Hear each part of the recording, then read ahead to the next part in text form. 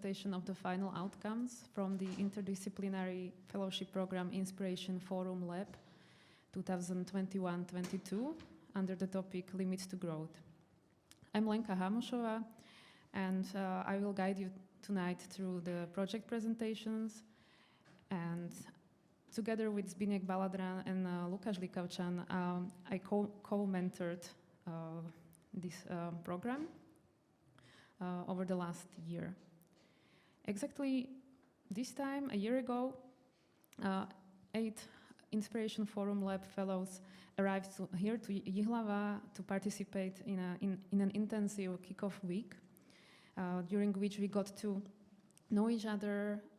We brainstormed the program's topic, and we prepared the grounds for the mostly online team collaboration that was coming. And this was quite a difficult process because of the interdisciplinary nature of the program. So we had to find some ways how to explain each other the skill set of artists and skill set of theorists and scientists. And for me, this was a very interesting experience because I really truly believe in an interdisciplinary collaboration.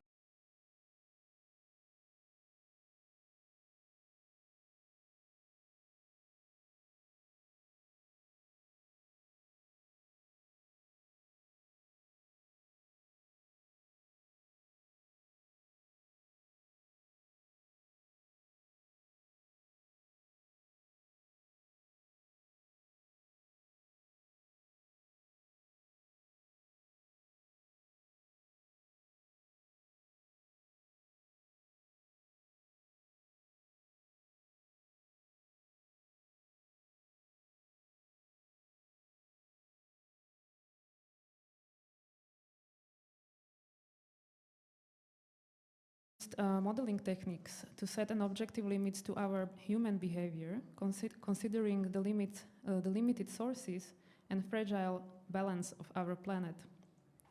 But at that time, it was not met with much understanding. And here we are now, half a century later, discovering the relevance of this report and realizing that we crossed these set limits by far. Actually, we crossed it just as a sacrifice for our own comfort and the hallucination of perpetual economic growth.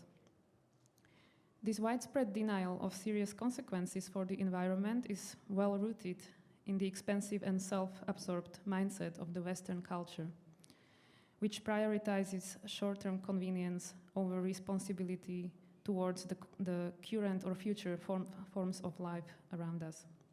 However, envisioning different politics, it's not easy. And that's what we were trying to do. But it requires stepping outside of the predefined scenarios and a comfort zone of your own thinking. And no matter how hard you try, you might still paradoxically find yourself within the limits of your own imagination while trying to imagining living within certain limits. So how to cross this vicious circle of entangled economic and social imaginaries that reside inside of us and consciously or subconsciously influence our political actions? Can the concept of a limit be reimagined and re-established as a positive approach to creating a sustainable life for each other? And must we perceive limits in strict opposition to growth? Do we actually need growth at all? And finally, if there was a society or economy that would fit within the planetary limits, what would it look like?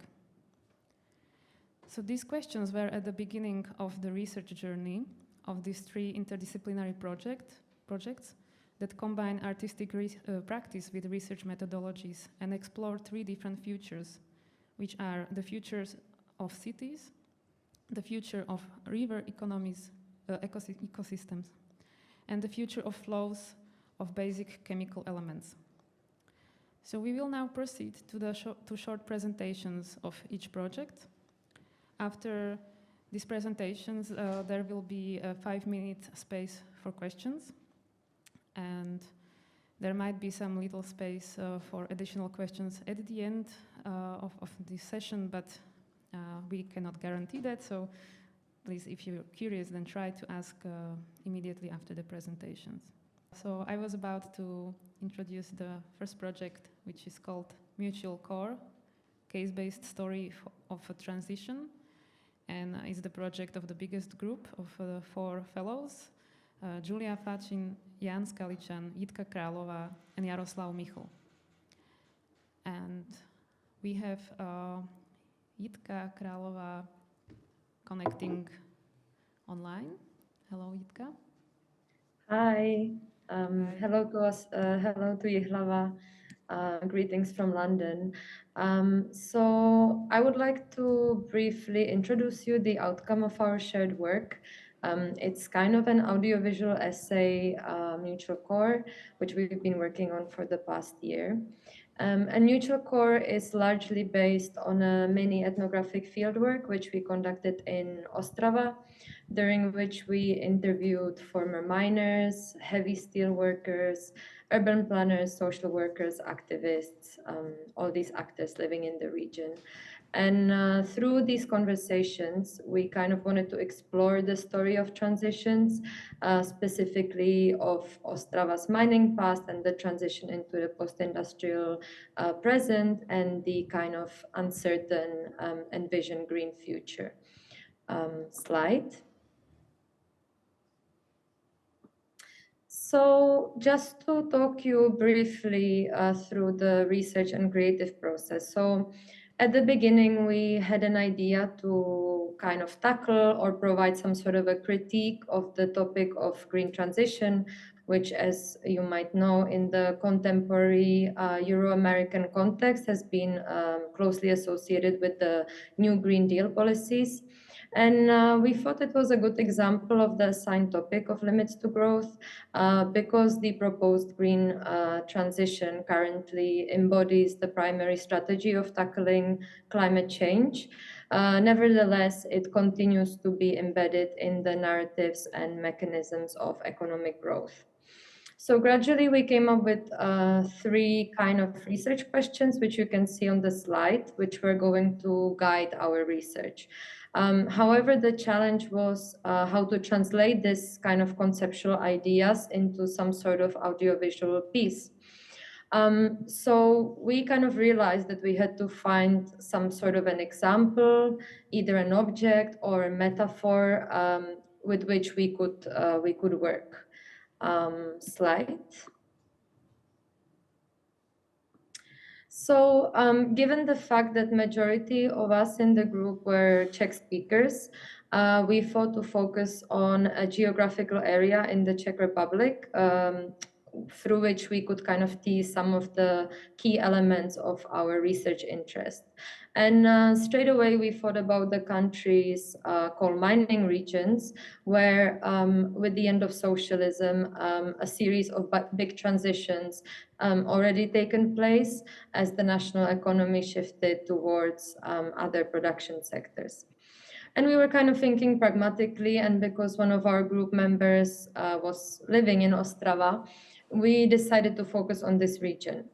So the idea was to conduct a mini ethnographic fieldwork through which we could document local perspectives on the different social aspects of transitions. And we did that by conducting interviews with those different actors that I mentioned at the beginning, and by documenting the visuality and the transformations of the landscapes using video and photography. It was really important for us to speak with the people from the region who had primary experiences of these different transitions, especially the coal mining transition, because we wanted them to have the authorship over shaping the overall narrative. And also by talking to some of the representatives of the Roma community in the region, we wanted to amplify their voices and experiences, which often get missing in the mainstream narratives. So rather than studying the phenomenon of the transition from the top-bottom, which is the usual approach, we decided to kind of emphasize on the bottom-up narratives. And there on the side, you can see some pictures from the fieldwork. If we can move to another slide. So we came back from the fieldwork with hours and hours of material. We had so many recorded interviews, sounds, and a lot of video footage. And I would say that at this point, we really faced the challenge of trying to stitch together a coherent narrative, which would kind of do a justice to the amount of invested work, but also try to address the research questions which we set for ourselves. This was also the moment where we kind of encountered our differences of coming together from different fields the most. Each of us had a different idea of how to process the material. You know, some wanted the product to be more kind of minimalist and artistic, and others, such as me, wished for a more traditional documentary style outcome. So, you know, this process really required a lot of learning from one another, a lot of negotiating, kind of explaining and listening to each other, until we reached some sort of a compromise that we would be comfortable with. And so we decided that the project is kind of consisting of three key elements. The first one were the interview extracts, which would make up the main coherent narrative. And they would be accompanied by an audio track, which was generated from the sounds which we recorded in the field, and also the video created from the footage we took during the fieldwork. Slide.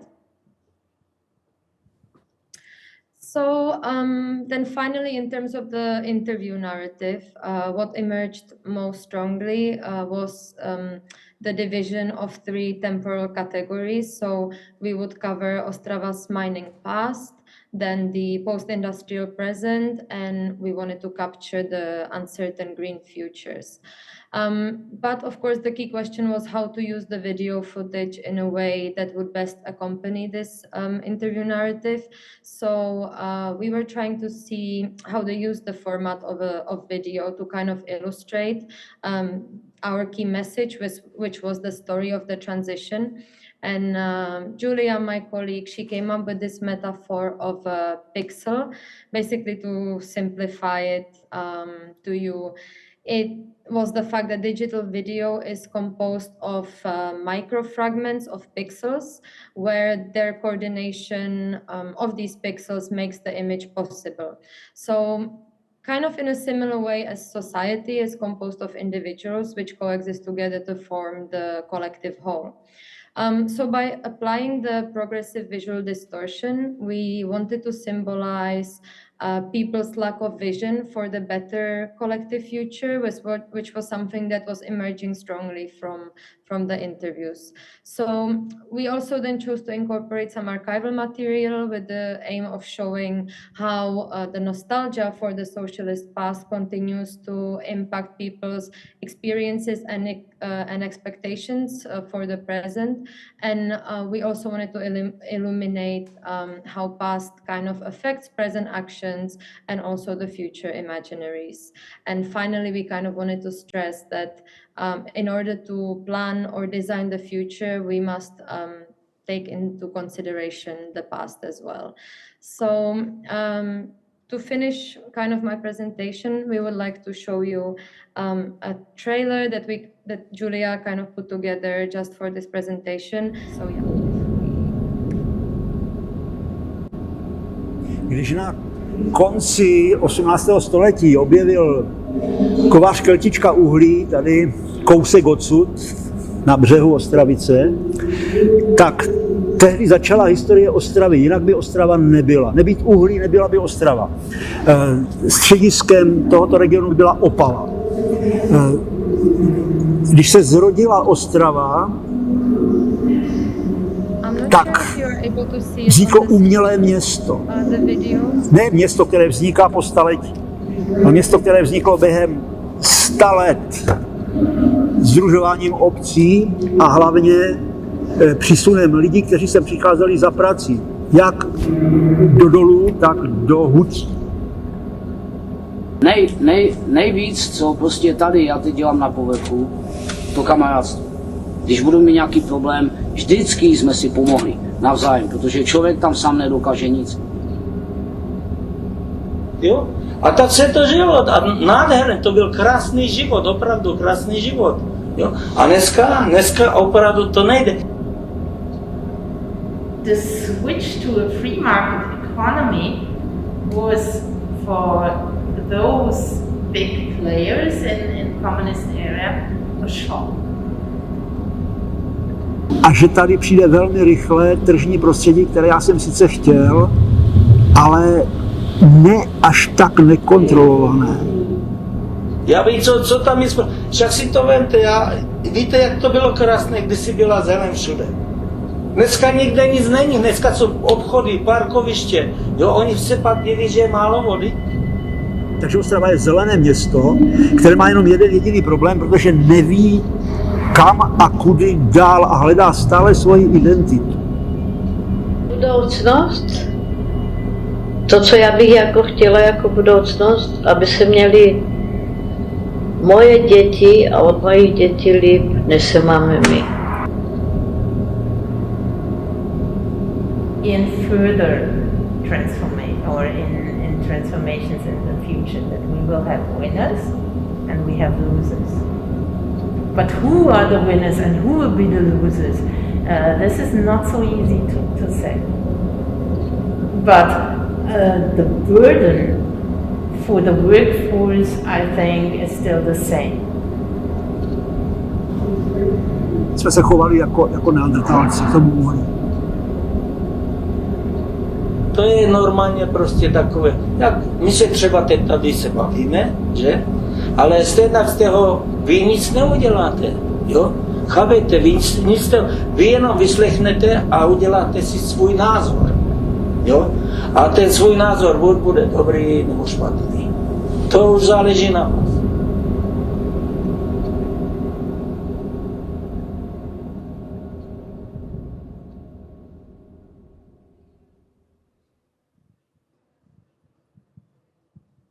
Thank you, Jitka. Yes, we could see the movie. Are there any questions in the audience for Jitka? Maybe, let's take some time to think about it. I myself have a question. Jitka, you mentioned the need to find a compromise in your group. And I was also thinking about it myself, that you needed to find this thin line or this balance between informative and poetic side of the project. And I'm curious, how did you find this compromise, or do you have any advice for other interdisciplinary teams how to do that?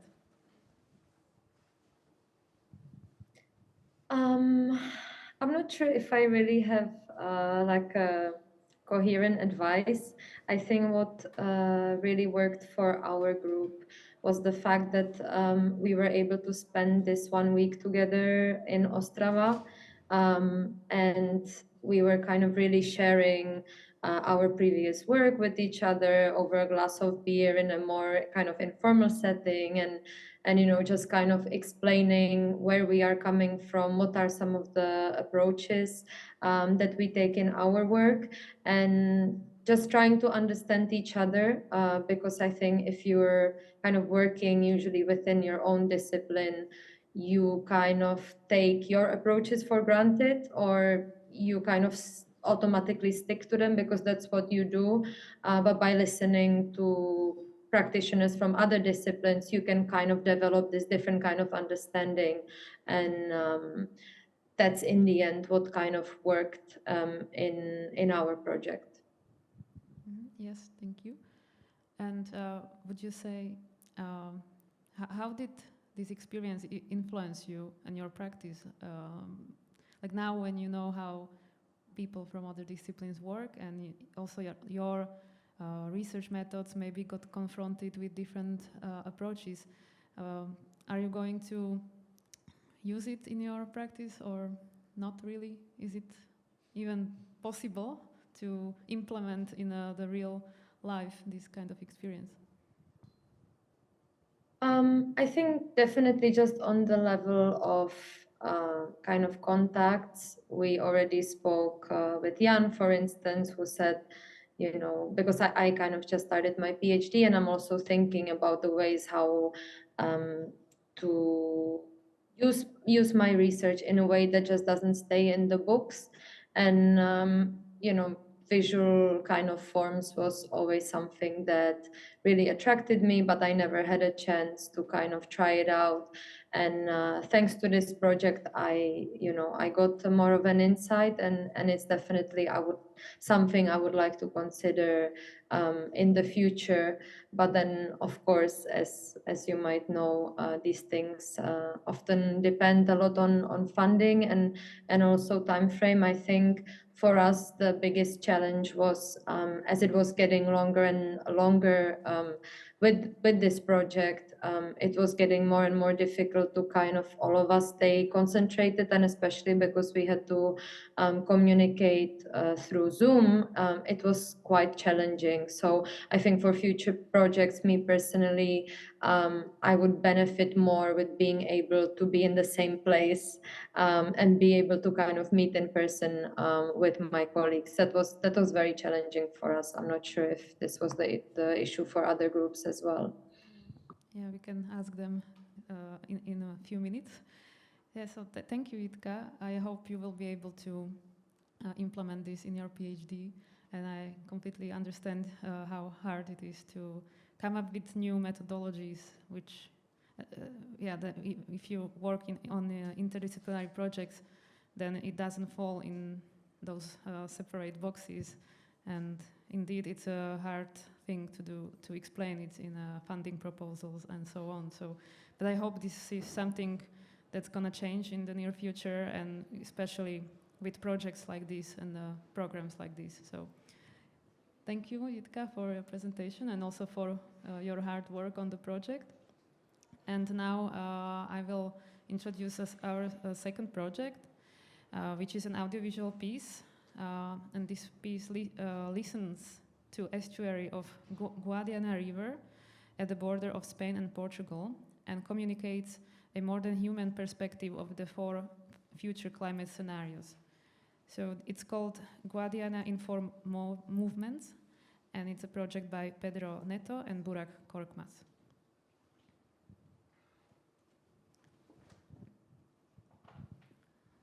Hello, guys. Can Shall you we hear me? start? Yeah? Hello. Yes. Hi. Good afternoon, everyone. I will start and then Burak will conclude. So greetings from Lisbon. We want to start by stating that we feel very honored to be here today. And we owe a special thanks to Iveta, Lucas, Zbinek, Lenka, Teresa, and to all the more or less invisible team that made Inspiration Forum Lab possible. And of course, as well, all the organization behind the Hlava Film Festival.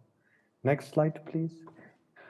As you already know, the Inspiration Forum Lab offers a space where artists and scientists can meet and work together to create research-based multimedia art projects. And these projects are expected to combine scientific and artistic language to find ways of expression that communicate to varied audiences. Next. So it was with these premises in mind that Burak Korkmaz and I, Pedro Neto, started working together on what would become this experimental documentary piece, Guadiana In Four Movements. Next. When we started working together, we thought it would make sense to find a case study to which we could relate and could have access to. And Burak is based in Seville and I'm based in Lisbon. So we searched for potential contexts and situations in the Iberian Peninsula that could address last year's Inspiration Forum Lab topic based on the work Limits to Growth. Next, please. Among other front runners, the Guadiana estuary emerged as a revealing case study on the impacts of climate change. Could you please play the video? Or is it playing? Maybe it's playing there.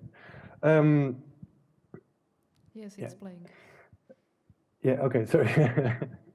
So among other, as I was saying, among other frontrunners, the Guadiana estuary emerged as a revealing case study on the impacts of climate change, and a case from which we could further explore this idea of limit. Next, indeed, since the 13th century, that the Guadiana estuary acted as an imaginary natural borderline between Portugal and Spain.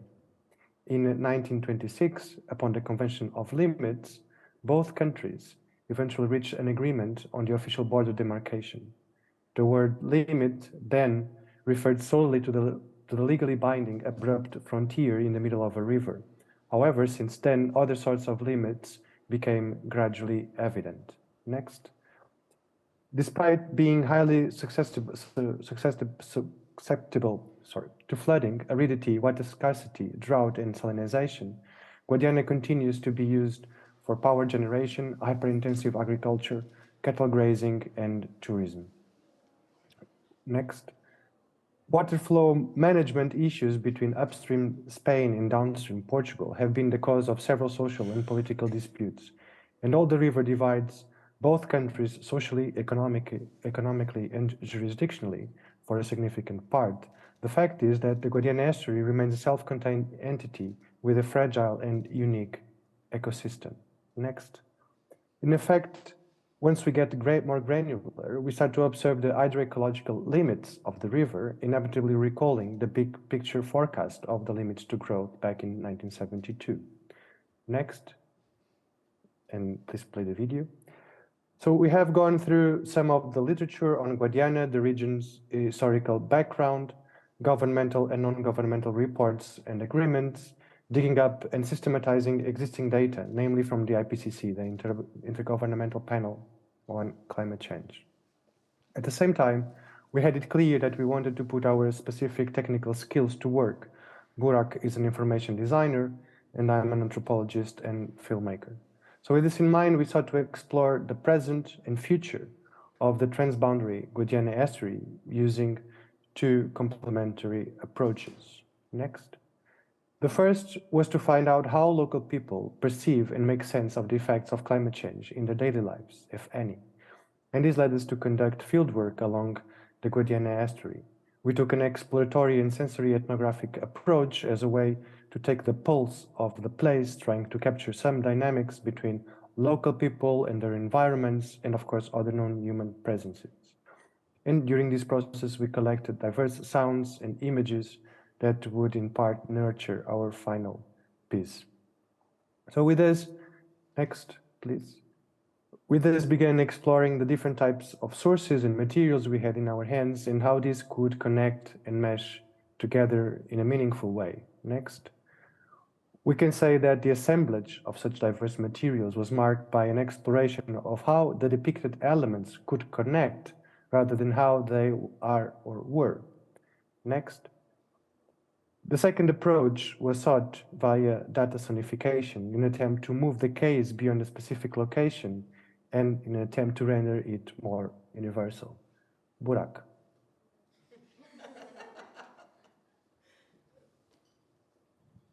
Burak, you are muted. Okay, yeah. Next slide, please. Hi there, I'm Burak from Seville. Before we talk about data sonification, I walk through you the data and the depth of it. Then I'll explain our steps to create the data sonification part and the reason and the approach and the tools behind it. Next slide, please. Please play the video. We decided to use an audio way to show the data instead of visualization because of the great amount of the data we gathered from the IPCC, Eurostat, national and regional data portals from Spain and Portugal. It became quite overwhelming when we had the data in our hands that you're seeing right now, and it felt impossible to use it in a comprehensive way in this pretty constrained project like the duration and the resources. So we needed to seek for an unconventional, different approach. And this is where data sonification came in handy. Next slide, please. Data-driven projects, especially visual ones, notoriously fail to demonstrate the human aspect of the issues they are tackling. Next. Data sonification challenges representation of climate change scenarios, which often come in the form of visualized projection. Moreover, some have even argued that sound can offer a panoptic view from above and from the future in an almost prophetic fashion. Next, please. So we thought, what better way to show the dimensions of the data and the similarities of climate crisis scenarios with human and emotional components than by combining music, noise, and soundscapes. Next, please. And the video. Understanding the available data is crucial before selecting certain data sets. What is measuring? How is it collected? Do they mean anything at all? However, the data on the project mean temperatures from the IPCC 6 assessment report and also national data portals from Portugal and Spain still fail to treat the Guadiana ecosystem as a whole entity, placing it onto different jurisdictions. In short, distinct and incohesive data sources. To overcome this obstacle, we focus on the transporting part of the river, the lower and partially middle Guadiana River estuary. We use the broader term estuary rather than river basin to mesh up the available data of the adjacent jurisdictions of the both countries, Évora, Beja, and Faro on the Portuguese side, and Huelva on the Spanish side. As a result, the film unfolds in 4 parts based on 4 different IPCC scenarios conveyed as data sonification. This enables a better understanding and appreciation of changes and structures in the data that underlie the display. There's a variety of great tools and libraries for data sonification. If you're interested in it, I put a very detailed walkthrough on our page, guadiana4movements.eu, for data sonification aficionados. Next slide, please. And the video. What you're seeing right now is the legend of the data sonification from the beginning of the work.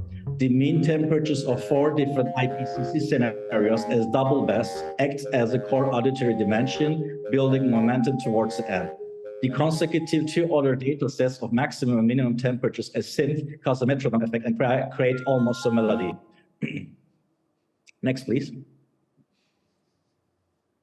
Guadiana In Four Movements then emphasize and moreover transduces the limits to growth of Guadiana River Basin. Last but not least, data sonification challenges the viewer, pointing to how what one hears is related to what one believes should be heard, as well as what one thinks about the nature of sounds. Unfortunately, 2 days ago, when you had the screening, we couldn't be there in person, but I hope you had a chance to attend to it at the Lava Film Festival. And thanks for everything. And right now, we can watch a trailer. Thank you. Thank you, Burak. Thank you, Pedro. Are there any questions in the audience? There's also a trailer. Yes, sorry. The next slide. Next slide and the trailer. Yeah.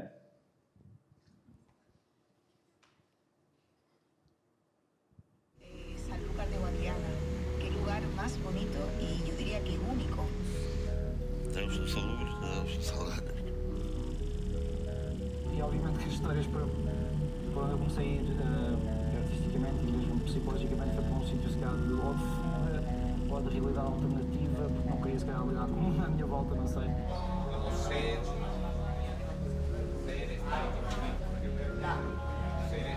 Seres, lugares.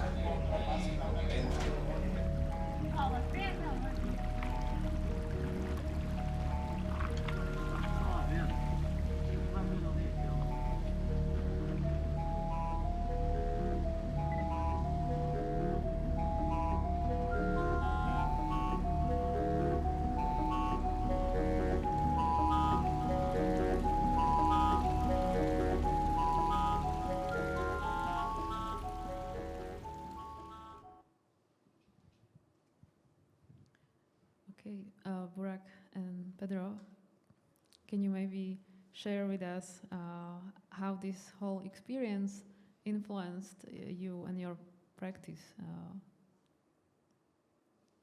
It can be like the stepping outside of the comfort zone of what you know so far and learning a new skill, or this going to make the field research together. What was the most I think my experience maybe differs from Pedro's, but also compared to the other groups, it didn't feel like we left our comfort zone, because somehow we were quite similar with Pedro, the way of our thinking and how we use the same language. So we didn't have any problems to understand each other or build upon what we are saying in both ways. I mean, online and like real. But for me, it was quite challenging trying to convey the data into sound, which I never did before. I was quite interested in that, but probably you always need a reason to get into something. And that was quite overwhelming for me, and probably also for Pedro to work with this material. What do you say, Pedro? No, yeah, actually, I mean, the whole experience at the beginning actually went quite well, in spite of our different skills. And also, for me, as an anthropologist, I often work alone. As a filmmaker, that's not the case. But in this case, because we also employed a very exploratory approach in terms of ethnography, if we want to call it, and to work with someone else was also interesting to have that game in which we would have to deal with our own presences at the same time. And in that sense, ethnography and anthropology is often a very solitary endeavor, and this experience made me realize that actually you can conduct also this sort of exercises together. And beyond that, I'm very disorganized, and Burak also something that mirrors also his activity, being we used to systematize vast swaths of data, really get me insights, provide me insights on how to also try to reorganize and see data from a different point of view. And so I think it was a very enriching experience working with Burak, and we intend to continue working in the future. So that's good to hear. I think is telling. Yeah, thank you for sharing your experience. And unfortunately, we have to move on because of limited time. So thank you again for presenting your project. And we will move to the last project, which is a speculative scenario which invites us to think about the future of crops in connection to the limited source of phosphorus. It's called Fertiliser Rehab, a speculative exploration of post-fertilizer rehabilitation by Hanna Komanová and Karolina Žižková. And we have Karolina here in person. So I will now give the mic to you, please. Thank you, and thank you for the introduction and also for putting together this cool program. It was not only me. I mean the whole team. So we also have a presentation. Okay. So I'm very happy that together with Hanna Komanová, who is connected online, we can present our project called the Fertiliser Rehab, which is, as you mentioned, a speculative exploration of post-fertilizer rehabilitation of plants. We created an installation that asked the core question: how are crops and people going to react to the unavailability of industrial fertilizers? Next slide. So to give you a little bit of a context, I would like to talk a bit about phosphorus, which is an essential element for all living beings, and it's also one of the three main components of industrial fertilizers, and the current global agricultural system depends on synthetic fertilizers. And so do the crops or the current cultivars themselves, because they were in the process of breeding the cultivars. The breeders traded in their ability to secure nutrients from the soil to different abilities or different properties of the plants, such as fast growth. So the plants now, the cultivars in agriculture, they are not able to secure the nutrients by themselves, and they depend on this nutrients inputs from the fertilizers. And the breeders did that assuming that there will be always enough phosphorus for fertilizers. But this assumption is actually quite wrong because phosphorus is being sourced from phosphate rock, and it is a finite resource. So it has been forming for like 10 to 15 million years, and its extraction is reaching the limits. And there is some kind of a breaking point, which is called the peak phosphorus, estimated in 2030, which is the maximum rate of extraction of phosphate rock. There is another problem also with the phosphate rock, that the quality of the material that is being extracted is decreasing. There are decreasing concentrations of phosphorus and increasing concentrations of heavy metals and unwanted particles and clays. So this leads to more expensive and more difficult forms of mining, such as mining from the seabed. And next slide. And also, for me and Hannah, phosphorus has also quite interesting history because it was discovered by an alchemist, Henrik Brandt, in the 17th century. And he did that by accident, basically, because he was searching for a so-called philosopher's stone. And he repeatedly boiled large amounts of urine. And then he isolated phosphorus for the first time. So knowing this, we imagined some kind of a service or laboratory in a post-peak phosphorus times that is mixing, that is like somewhere on the edge of alchemy and synthetic biology as well. And then we started to build a narrative about what kind of services could such a workspace provide in the future for crops and people. Next one. Right, hi from London. This is our installation. I will explain a little bit about it as well. This fine line of blending two different worlds, as Carolina mentioned, is displayed throughout the installation. We ended up enclosing the Fertiliser Rehab in a clear PVC tent. Is its own little DIY semi-sterile lab, and it's lit up by pink grow light used for seed germination. What was interesting for us was to explore visually the contrast of controlled environment, exactness, sterility of modern science, and blend it with a different aesthetic, one which is more tied with alchemical experimentation. The aim was to blur the line between what is seen as scientific and what is seen as non-scientific, as well as what's seen as natural and what's artificial. Next slide, please. But before speculating on different solutions to the dwindling phosphate rock resources, we had to understand the problem, which is the overuse of synthetic fertilizers, as Carolina mentioned at the beginning. Nitrogen, phosphorus, and potassium are the main ingredients in synthetic fertilizers on which, along with other high-energy inputs, the current global agriculture system depends. At most, a quarter of the phosphorus in fertilizers is used by plants, while the rest remains in the soil, from which the fertilizer is washed into surface waters. This causes pollution, plankton overgrowth, and algal blooms. Over 50% of phosphorus is lost to the environment and practically therefore wasted. Next slide, please. Some phosphorus remains stored in the soil due to long-term over-fertilization, but it's difficult for the plants to obtain it.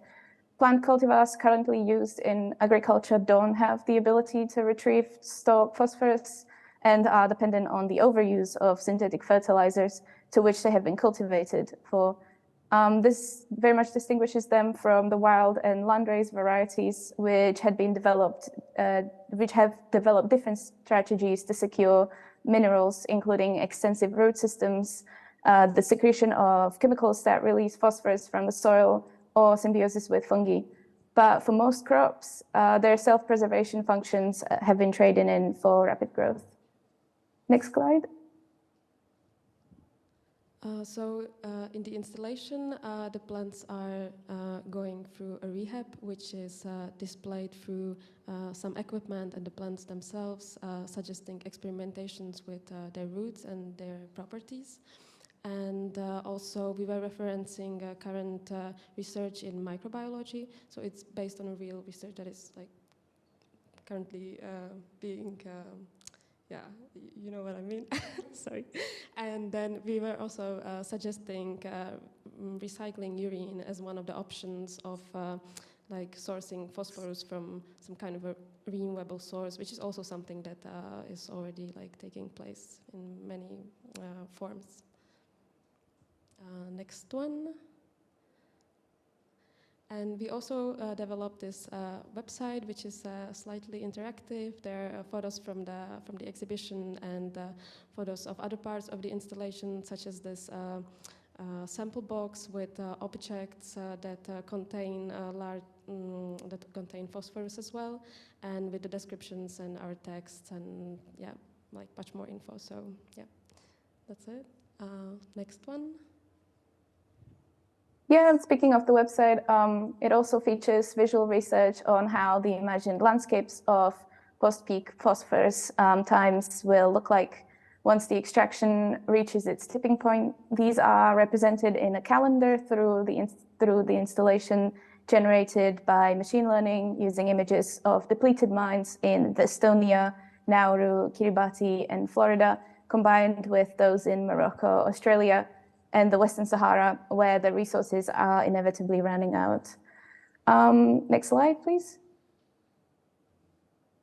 Yeah, so to wrap it up, how will plants and humans react to the lack of phosphorus? Well, the answer can have the form of experimentation with plant properties, their creation and recreation. Another option is to try obtain phosphorus from sources other than non-renewable phosphate rocks, for example, by recycling urine. Or perhaps the inevitable transformation of society, realizing the limits to growth and going on a literal rehab will do the trick. And that concludes our exploration of peak phosphorus. We would like to thank you for the time. We hope to bring awareness to and spark curiosity around this topic and hopefully facilitate some interesting discussions further on. But mostly we'd also like to thank Inspiration Forum Lab, its organizers, and our tutors for the help and support we've received. Thank you very much. Thank you for your presentation. We have last 5 minutes that we can be here, so I will ask our audience for last chance to ask questions. And until there is a question, I have a question for you too. What was the hardest for you during this last year of collaboration and working on this project? So if I may start, we did like really extensive research, I think, and in the end it was very difficult for us to translate all the knowledge we gained, like from various fields, as I mentioned, from microbiology, also from some design, from environmental anthropology. It was difficult to translate or transform this into something visual or something that can be like physically placed in an installation.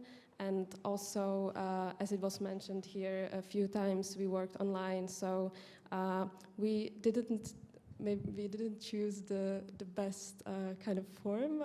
I would do it again, but considering the fact that we were working online, Hannah is based in London and I'm here in Czech Republic, we ended up doing an installation, something physical that has to be transported and like put together. We built this in my flat during 1 week when we met during the year. So yeah, that was also quite difficult to physically create this. Thanks. Hannah, do you want to say something? I think I very much agree with what was said. Yeah, the format of it being online, I think, did push us to focus a lot on theory, and the fact that we did it remotely, that was one means of how we could connect basically the continuation of the project was just done through theory, and yeah, that did prove to be a problem. as Carolina mentioned. Yeah, I think it sums up our discussion during this evening about this kind of interdisciplinary collaboration that I personally, I would like to highlight 2 points that are very important that I now remembered from the presentations. And one is getting to know each other really well and maintaining some kind of a dialogue as a basis for this collaboration. And the second, like you are mentioning, is to maybe not stay only in the online space, but also combine it with the physical reality, which is still here. Is still, we can still afford it. Yeah, I have a theory that in the future, physical reality will be a luxury. So it's really great that you could combine it with a physical installation. And yeah, last possibility to ask a question if there is any. And otherwise, thank you. Thank you. Thank you for your presentation. And I would like to mention one last information, and that's that this program, Inspiration Forum Lab, this was the pilot year, and it will happen again. And it's not going to happen every year, but there's a plan to open next round in the summer 2023. So if you're interested in this kind of experiment and would like to collaborate with other interesting people, then yeah, just look for the information when there's an open call. So thank you for listening, and see you around.